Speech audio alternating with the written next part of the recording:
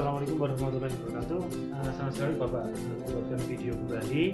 Nah, pada kali ini kita akan masuk pada bab 2 KD 3.2 yang isi babnya tentang listrik statis. Kalau di bab 3.1 dimana listrik dinamis, ya, membahas rangkaian resistor. Sekarang di waktunya kita membahas tentang listrik statis.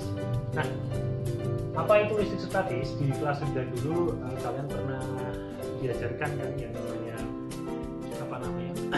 benda yang digosok-gosok gitu kan. Kalau penggaris digosok-gosok dengan rambut, kenapa penggarisnya bisa menarik serpihan kertas setelah digosok-gosok dengan rambut? Nah, itu kita bahas. Tapi di kelas 12 ini kita bahas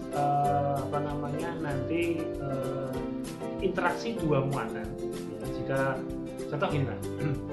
Jadi muatan itu menempel pada sebuah benda, ya, menempel di sebuah benda. Jika suatu benda, misalnya benda ini plastik ya, plastik ini muatan positifnya sama dengan muatan negatif, maka dikatakan plastik ini bermuatan netral, gitu ya.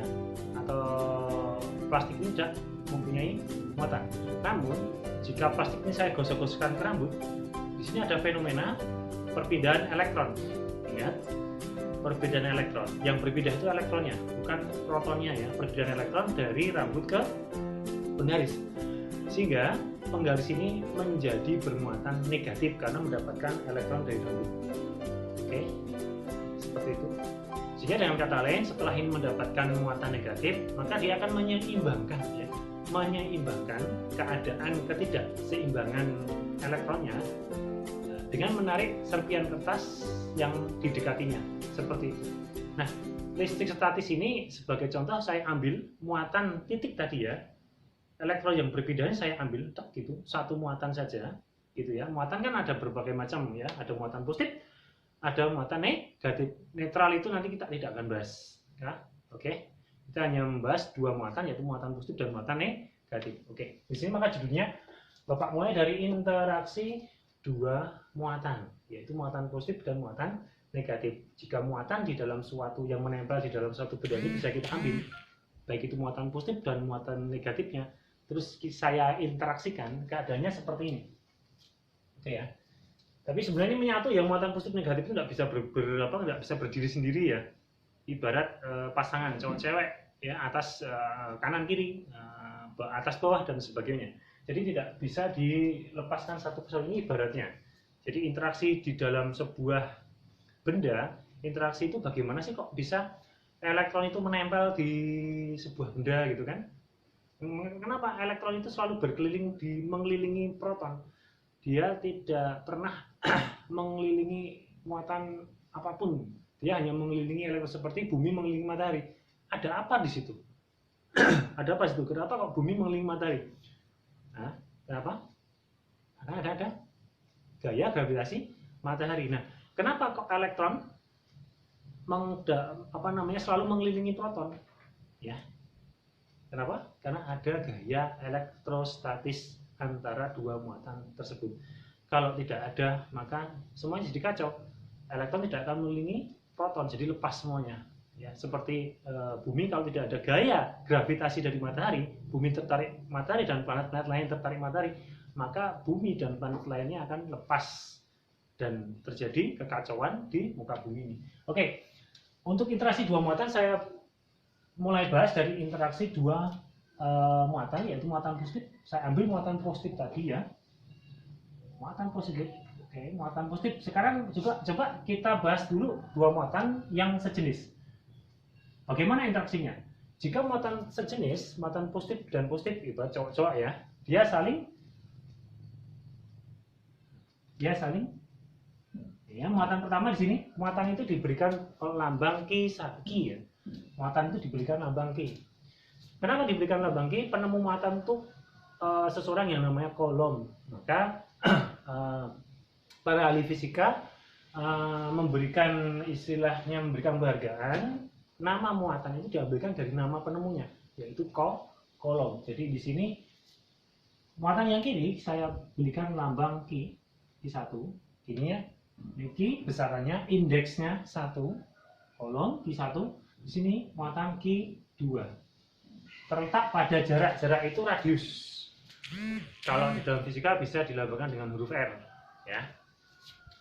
Jarak dari sini, titik pusat massa di sini, atau titik pusat, atau biasanya gini aja ya. Oke, ini ya. Jadi terpisah pada jarak R. Maka di sini muatan Q1, Q2 ini akan saling memiliki sebuah gaya dan gaya yang saling mempengaruhi satu sama lain, ya. Q1 dan Q2 ini memiliki gaya yang namanya gaya Coulomb. Dia akan saling terpental gitu lah. Seperti apa ya? Magnet positif, magnet utara dan magnet utara jika kita dekatkan, dia selalu saling mental. Magnet kutub positif, magnet kutub selatan dan magnet kutub selatan kita dekatkan, dia akan saling memental. Oke ya. Jadi kalau positif dan positif itu saling memental. Ya, saling menjauhkan atau interaksinya saling meniadakan. Yang satu akan bergerak ke kiri, yang satu akan bergerak ke kanan. Gitu ya. Oke, bagaimana kalau interaksinya muatannya kita bikin muatan positif dan negatif? Nah, ini muatan positif dan muatan negatif. Seperti ini, ya. Muatan Q1-nya positif, muatan Q2-nya negatif. Nah, seperti kalau kita menyentuhkan magnet positif dan magnet negatif, atau magnet utara dan magnet selatan, ya, kutub utara dan kutub selatan, dia akan saling tarik menarik. Nah, ini dia akan saling menarik. Bagaimana gerakannya? Yang Q1 akan bergerak ke sana, oke, yang Q2 akan bergerak ke sana. Dan ini punya makna loh, tanda vektor seperti ini. Jangan bayang-bayang ya. Kalau ini muatannya kecil, ya muatannya kecil, misalnya bisa saya berikan ini muatan lebih kecil seperti ini, gitu, maka dia yang kecil kan akan lebih tertarik, ya kan, maka akan lebih tertarik ke muatan Q1, maka vektornya lebih panjang dong ya. Seperti orang dewasa, orang tarik tambang antara orang yang gemuk sama orang yang kurus, ya kan, orang yang kurus kan jelas akan lebih tertarik, ya kan, daripada orang yang gemuk, gitu kan, seperti ini. Oke, vektornya lebih panjang yang Q1, gitu ya, karena Q1 muatannya lebih kecil. Ini saya gambarkan lingkarannya lebih kecil, ini lebih besar.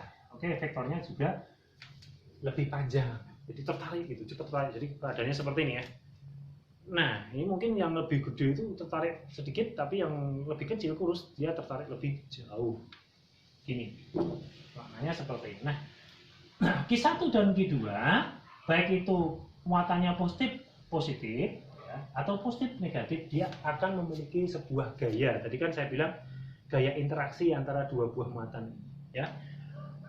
Ini juga penemunya ada Coulomb, gaya listrik ini. Jadi interaksi antara Q1 dan Q2, muatan positif dan muatan positif negatif ini memiliki sebuah gaya interaksi. Baiklah, kita bahas. Jadi interaksi dua buah muatan Q1, Q2 ini memiliki sebuah interaksi, yaitu berupa gaya listrik. Orang bergerak itu karena apa? Karena gaya, ya kan? Sesuatu benda yang mulanya diam kemudian bergerak, pasti ada gaya yang bekerja pada benda tersebut. Maka ini akan bergerak juga sama, muatannya akan bergerak dengan sebuah gaya, dinamakan sebagai gaya listrik. Kenapa? Karena timbul oleh muatan-muatan listrik. Nah, benda ini saya dorong, ini dia bergerak, ini ditimbul. Pergerakan benda ini juga ditimbulkan oleh gaya, tapi gayanya gaya sentuh, oke ya, gaya sentuh, karena saya sentuh, kemudian dia bergerak. Nah, karena ini gaya listrik ini, ya, gaya listrik ini membuat muatan ini bergerak, maka dinamakan sebagai gaya listrik yang ditimbulkan oleh dua muatan yang saling didekatkan. Oke, gaya listrik ini oleh Coulomb, penemunya Coulomb tadi, ya, sudah diberikan perumusan, yaitu rumusannya adalah F sama dengan K Q1 Q2 dibagi dengan R kuadrat. Ya, jika Q1 kalikan Q2 dibagi dengan R kuadrat, kita tutup. Nah, kita berikan keterangan ya, K itu adalah konstanta. Jadi ini ketetapan. Nanti bisa dilihat di referensi, Bapak akan kirimkan referensi bagaimana menemukan nilai K, tidak akan Bapak bahas dalam video ini. Tapi kamu cukup hafalkan saja nilai K konstanta. Ini kolom, konstanta kolom ya. Di video-video yang kemarin sudah dibahas juga, nilai K itu 9 kali 10 pangkat 9. Oke ya. Satuannya apa? Satuannya Newton meter kuadrat per C pangkat 2. Gini satuannya ya. Oke. Terus untuk Q1, nah, Q1 itu bisa diartikan sebagai muatan uji ya. Muatan uji itu seperti itu. Ketika kalian itu ingin mendorong benda, sepertinya saya seperti ini, saya akan dorong, atau gini ya, saya akan mendorong penghapus dengan spidol. Nah, yang jadi muatan uji siapa? Yang jadi muatan uji itu adalah suatu buah benda yang akan kita lihat seberapa jauh perubahannya ketika diberikan gaya luar. Oke ya. Jadi berarti kan yang menjadi muatan uji adalah penghapus. Oke ya. Saya akan mendorong penghapus ini ke arah kiri. Oke. Kemudian saya balik. Saya akan mendorong spidol ini ke arah selatan. Oke, ke arah kanan dengan penghapus. Nah, berarti yang menjadi muatan uji adalah yang menjadi bahan benda uji adalah spidol. Jadi potensi yang harus kita perhatikan, potensi muatan yang harus kita perhatikan itu dinamakan sebagai muatan uji. Yang diuji, yang harus kita perhatikan. Gitu. Yang lain dinamakan sebagai kedua ya, dinamakan sebagai muatan penguji atau muatan pengganggu atau muatan apa ya, saya kalau tidak ada muatan ini ya enggak, muatan uji itu enggak akan ada pergerakan atau enggak akan ada perubahan. Kedua itu muatan penguji. Oke, ada muatan uji dan ada muatan penguji. Ini penting. Dan satuannya juga diberikan satuannya semuanya dalam kolom. Biasanya dilambangkan dengan huruf C. Lagi-lagi kenapa diberikan lambang kolom? Karena itu penemunya kolom. Penemunya Kelvin dinamakan sebagai mungkin dilambangkan dengan atau diberikan satuan Kelvin. Kalau penemunya Maria, mungkin di sini saat diberikan unit M atau Maria gitu ya. Karena ini kolom maka diberikan unit kolom atau satuan kolom. Kemudian apa ini? K, Q1, Q2. Kemudian R, jarak. Jarak ya, jarak antara dua muatan.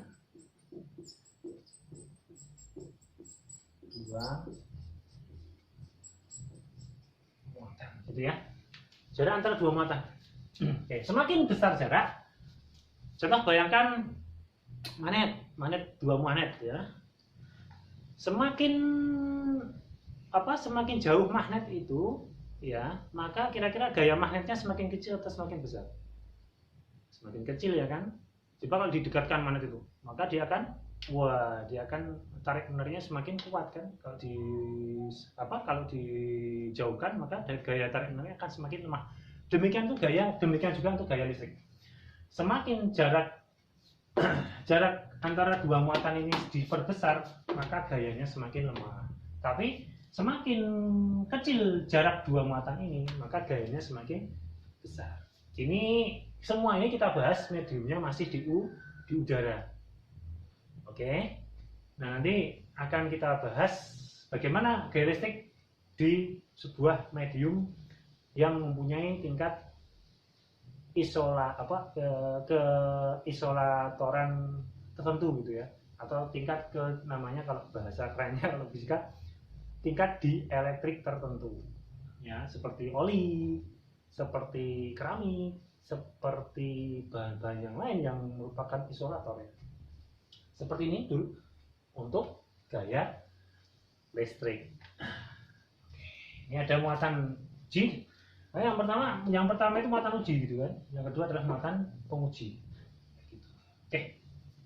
Nah, langsung saja ya. Untuk medan nanti lain kali Bapak akan bahas. Nah, coba langsung kita berikan contoh soal. Langsung 3 muatan ya. Berikan contoh soal. Contoh kasus. 3 muatan ya.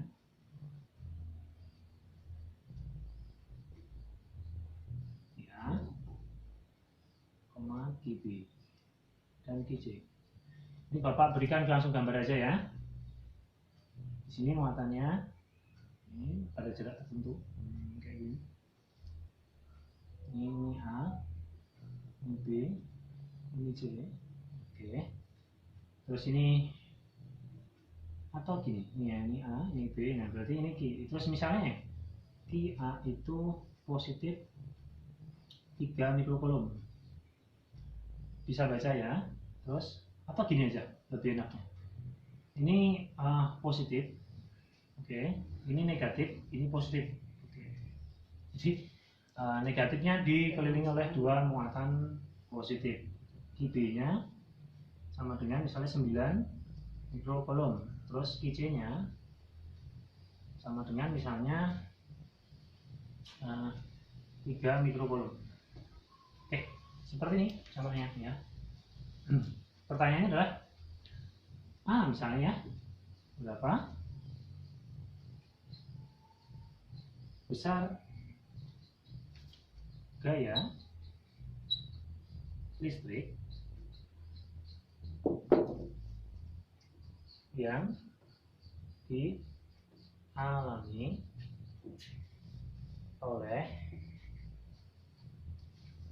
oleh apa ya, muatan uji ya. Jadi yang diuji adalah di mana? Di B misalnya ya, uji di A misalnya ya, uji A seperti ini. Jadi nanti orientasi kita yang kita lihat di sini gayanya ya. Ini ya, yang dipengaruhi oleh muatan apa? Muatan B dan muatan C. Oke, seperti ini. Satu aja ya. Untuk menjawab pertanyaan seperti ini, yang pertama yang harus kita lakukan, yang pertama, oke, kita gambar lagi vektor-vektornya. Ini positif, ini yang kita uji, kita tuliskan yang nomor 1, yang pertama kita gambarkan lagi. Terus muatan pengujinya di sini ya. Ini muatan penguji, ini B dan C. Oke, yang kita lihat karena ini di muatan uji A, maka yang kita lihat itu ini. Gitu. Nih. Oke. A dan B. Nah, A-nya akan muatan uji A karena diberikan muatan penguji B dulu, satu persatu ya. Muatan uji A karena diberikan muatan penguji B.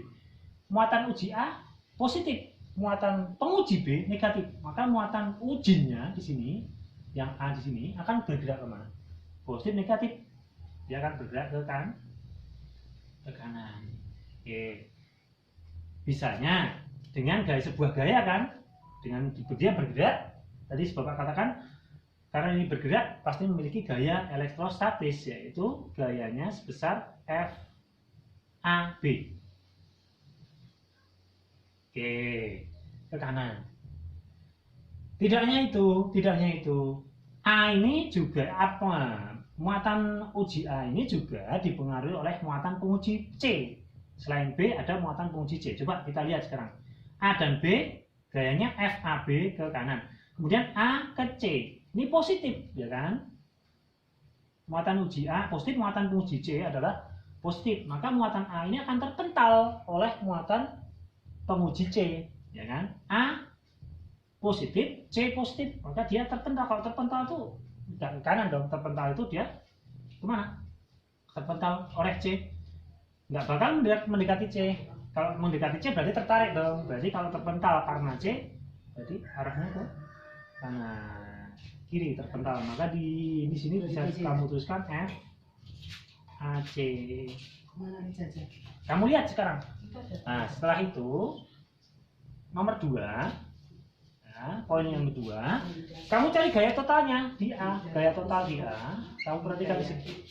Arah vektornya sekarang, arah vektornya ini searah atau berlawan arah? Berlawan arah, searah atau berlawan arah? Searah atau berlawan arah? Berlawan arah kan, yang satu FAB itu ke kanan, FAC itu ke kiri. Kalau berlawan arah itu diapakan? Dikurangkan, ya enggak? Ke kanan dan ke kiri. Kemarin bahas itu vektor plus SMP dulu. Kalau ada vektor gaya yang berlawan arah, maka dikurangkan. Berarti kita anggap aja yang ke kanan positif ya. Berarti ini FAB dikurangi dengan FAC. Begitu kira-kira. Lalu kita cari FAB-nya dengan rumus ini. K, ya, kita cari dengan rumus satu-satu ini kan K kali I, terus saja ini Ki A kalikan Ki B dibagi dengan FAB kuadrat. Oke, seperti ini. Oke. Oh, ini jaraknya tadi belum Bapak kasih tahu ya. Jaraknya misalnya di sini 3 cm. Yang ini misalnya jaraknya sama ya, 3 cm karena seperti ini. Ini AB. Oke, seperti ini. Sudah? Oke. Dikurangi dengan K kali Ki A kalikan Ki C dibagi dengan R A C kuadrat. Oke. Sampai sini nanti saya hapus, saya lanjutkan di atas ya. Oke. Sampai sini nanti kita bahas, kita lanjutkan di atas. Nanti kita tulis lagi soalnya. Kita tulis di sini langsung di apa yang diketahui langsung kita nanti masukkan ke dalam rumus ini. Gitu. Jadi ini rumus yang bukan rumus pasti, tapi ini rumus berasal dari analisis arah vektor dari muatan uji dan muatan penguji. Gitu. Kenapa ada 2? Ya, kenapa ada 2 di sini gaya? Karena pengujinya ada 2, yaitu B dan C. Gitu. FAB ada nilainya sendiri gayanya, FAC juga ada nilainya sendiri. Nah, setelah Bapak tulis lagi pelan-pelan ya, soal tadi saya tuliskan kembali menjadi seperti ini bentuknya. Ini sudah Bapak kerjakan yang sebelah sini. Nah, sekarang coba kita ketahui ya, untuk muatan Kia positif ya, muatan Kia positif di sini positif, muatan Ki B negatif. Nah, negatif ini tidak perlu dituliskan tandanya. Kenapa? Ini positif negatif itu nanti akan berpengaruh bahwa akan mempengaruhi interaksinya saja ya. Jadi tidak perlu, ingat ya, tidak perlu dituliskan, muatannya. Oh, ini negatif gitu kan, tidak perlu. Ini hanya jenis muatannya saja ya. Kalau bilangannya tetap ya, nilainya 9 kali 10 pangkat 9 mikrokulum gitu. Tidak perlu dituliskan tanda negatifnya, itu hanya jenis muatannya saja gitu yang kita ambil. Berapa besar muatannya gitu, berapa besar muatannya. Kalau negatif positif tidak usah dituliskan, hanya gender bahwa itu berarti menandakan muatan negatif. Kalau diberikan muatan positif berarti dia akan saling tertarik menarik gitu. Nah, seperti kalau kita menimbang massa itu kan, timbangannya itu kan tidak membedakan baik itu laki-laki perempuan kan. Yang jelas sama saja kalau itu perempuan yang gede, gemuk, maka timbangannya juga akan menunjukkan angka besar ya kan. Baik itu kalau laki-laki, kalau laki-lakinya kurus ditimbang, maka timbangannya menunjukkan angka yang kecil. Jadi muatan positif negatif ini tidak usah ditulis tandanya gitu. Jadi ini hanya mencirikan bahwa gendernya itu negatif ya. Yang ini gendernya positif. Atau kelaminnya ya, kelaminnya laki-laki dan perempuan tidak usah diperhitungkan. Oke, untuk ini QA kita rubah menjadi ini mikro ya, mikro menjadi kolom, syaratnya dirubah menjadi 10 dikalikan 10 pangkat negatif 6. Ini juga 9 mikrokolom menjadi kolom, ini mikrokolom menjadi kolom, syaratnya dikalikan dengan 10 pangkat negatif 6. Demikian juga 3 mikrokolom menjadi kolom, syaratnya dikalikan dengan 10 pangkat negatif 6. Kemudian jaraknya RAB, R dari A sampai B itu ini loh, R dari A. Di sini, kenapa saya tuliskan RAB? Karena di sini muncul di rumus yang Bapak temukan tadi, RAB dan RAC. Maka di dalam diketahui itu juga harus muncul RAB-nya. RAB kita lihat A sampai B, jarak A sampai B, jarak A sampai B, A sampai B. Jaraknya berapa senti? Oh, 3 senti. Tulis 3 senti. Senti dijadikan meter. Ingat, selalu semua satuan dibikin ke satuan standar internasional. Syaratnya 3 cm menjadi meter, maka dikalikan dengan 10 pangkat negatif 2. Oke. RAC. Kenapa saya tuliskan RAC di sini? Karena di rumus ini muncul atau ditanyakan, nanti disuruh memasukkan jarak dari A sampai C. A sampai C. Interaksinya 2, A dan B, kemudian A sampai C. Gitu ya. Maka di sini harus muncul RAC. RA sampai C. RA sampai C. Coba lihat RA sampai C. Jarak dari A sampai C berapa? Dari sini sampai sini. 3 tambah 3, ya enggak? Berarti 3 tambah 3 kan 6. Itu muncul 6. 6 itu dari mana? Yaitu dari sini sampai sini. Kalau dari sini 3, berarti dari sini 3 tambah 3 yaitu 6. 6 dijadikan 6 cm dijadikan meter, menjadi 6 kali 10 pangkat min 2 meter. Kalau sudah didaftarkan yang diketahui seperti, tinggal masukkan ke dalam persamaan yang ditemukan dalam sesi pertama tadi. K, nilai K itu kan nilainya berapa K tadi? 9 kali 10 pangkat min 9 ya. Itu kan? Kita masukkan di sini. Kita kerjakan satu-satu. K di sini 9 kali 10 pangkat negatif 9, begitu ya. Agak cepat Pak Bapak. QA itu 3 yang kita tuliskan ini. Yang ini kita tuliskan 3 kali 10 pangkat negatif. Ini kita naikkan dikit. AC kuadrat ya. Yang QA 3 kali 10 pangkat min 6. Oke. Yang QB, kita lihat QB di sini 9 kali 10 pangkat negatif 6 juga dibagi dengan RAB. RAB berapa? 3 kali 10 pangkat 3 kali 10 pangkat min 2. Tapi di sini ada tanda kuadrat, pengkuadratan, berarti ini di dalam kurung semua ini lalu dikuadratkan. Oke, ketemu baru yang sebelah kiri. Oke ya, lalu dikurangi yang sebelah sini. Ini juga ada angka 9 juga kan? 9 nih, K9 kali 10 pangkat 9 dikalikan, atau titik aja ya, titik QA nya, yaitu QA nya tadi ini 3 kali 10 pangkat negatif 6 dikalikan dengan QC. Lihat QC itu ini 3 kali 10 pangkat negatif 6 dibagi jaraknya adalah di sini RAC. Coba kita RAC. Oh 6, tapi dijadikan meter 6 kali 10 pangkat min 2. Ini 6 kali 10 pangkat negatif 2. Lalu dikuadratin. Karena ini ada pengkuadratan, berarti ini juga dikuadratin. Seperti ini. Lalu kita kerjakan satu persatu. Oke? Yang dikerjakan adalah bagian pokoknya dulu. Nih. Perhatikan yang ini. Ini tulis lagi, ini 9 kali 3 kalikan 9. Oke? 9 kalikan 3 kalikan 9. Ini nanti bisa jerat dengan ini. Tapi kita tuliskan terlebih dahulu ya. 9 kali 3 kalikan 9 berapa kira-kira? 81 kalikan 3, atau gini aja, paling gampang. 9 kalikan 3 kalikan dengan 9. 9 kalikan 3 kalikan 9 ya kan?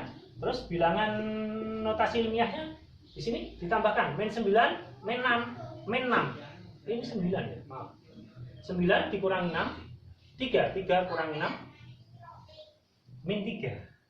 Nah, ini dari sini 9 min 6 min 6. 9 min 6 kan 3 diminkan 6 menjadi min 3. Dibagi yang bawah, 3 kuadrat 9 kali 10 pangkat min 2 dikuadratin, yaitu 10 pangkat min 4. Ini sudah kita kerjakan, bagian yang sini kita kerjakan juga. Nih, sama 9 kali 10 pangkat 9 kalikan bilang pokoknya 3 kalikan dengan 3. Lalu notasi ilmiahnya sudah kita jumlahkan aja. 9 kurangi 6 3 ya kan? 3 dikurangi 6 min 3, berarti ini 10 pangkat min 3 juga dibagi 6 kuadrat 36 ya, kalikan dengan 10 pangkat min 2 kuadratin min 4. Ini kalikan aja, min 2 kalikan 2 min 4. Seperti ini. Kita lanjutkan di sini ya. Kita lanjutkan di sini. Oke. Coret. Ini juga bisa kita coret yang mana? Ini mungkin ya, bisa kita coret 9 dibagi 36 ketemu. Dapat 1, didapat 4. Oke ya. Jadi yang sini dapat 3 kalikan 9 berapa? 27. Oke. Berarti dapat yang sini dapat 27 kali 10 pangkat ini min 3, min 4 masuk ke min 3, min 4 ke atas jadi positif, berarti menjadi 10 pangkat plus 4 kan gitu ya. Ini min negatif ke atas jadi positif. Oke, dikurangi yang ini sudah jadi 4, jadi 3 kali 3 9 dibagi 4, di sini menjadi 9 dibagi 4 kali 10 pangkat, sama ya di sini 10 pangkat negatif 3, 9 dari sini loh, 3 kali 3 kan nilainya 9, 4 nya masih ini sisa tadi 9 dibagi 36 ke 4 ketemu 4, kemudian ini 10 pangkat negatif 4 ke atas ini jadi 10 pangkat negatif 3 kali 10 pangkat positif 4, seperti ini jadinya. Kali ini bilangan yang bisa kita yang bilangan notasi meh kita jumlahkan terlebih dahulu. 27 kalikan 10 pangkat 1 ya. Oke. Kurangi 9 bagi 4, 9 bagi 2 itu 4,5 atau 45, 45 dibagi 2 kira-kira 22,5 ya, berarti ini 2,25 kayak gitu ya, dikalikan 10 pangkat 1 juga, lalu dikurangi, yang sini ketemu 27, yang sini ketemu 2,25, benar nggak? Coba kita cek. 6, benar ya, karena pembaginya besar ya, 36 kuadrat ya, 9, 3 nih habis ketemu 3, benar ya, 9 bagi 4, oke. 27 dikurangi 2, nah, ini bilangan yang sudah bisa dikurangkan ya, dikurangi dengan ini 2,25, karena pangkatnya sama, pangkatnya berapa? Pangkatnya 10 pangkat, jangan di situ. 1, ini juga 10 pangkat 1, yang bawah belakang juga 10 pangkat 1, ini bilangan yang bisa langsung dikurangkan. Lalu ketemunya berapa? 2 kurang 27 kurang 2,25, berapa nilainya? Nanti kelihatan di 4,75 ya. Oke, kali 10 pangkat 1. Satuan gaya adalah Newton. Jadi bisa kita simpulkan. Jadi gaya elektrostatis di muatan uji A sebesar FA-nya berapa nilainya? Ini tadi. Kalau ini kalikan jadi komanya pindah ke sana ya. Jadi 247 kan, koma 5 ya. Ini kalikan ini, maka komanya kan jadi berbeda di sini. 247 kali Newton. Nah, ini positif ya. Tadi arah tandanya kalau positif itu ke kanan. Berarti ini arahnya ke kanan atau positif seperti ini. Nah, mungkin untuk kali ini cukup. Coba untuk lain kali kita akan bahas 2 soal lagi yang menjadi tagihan Bapak.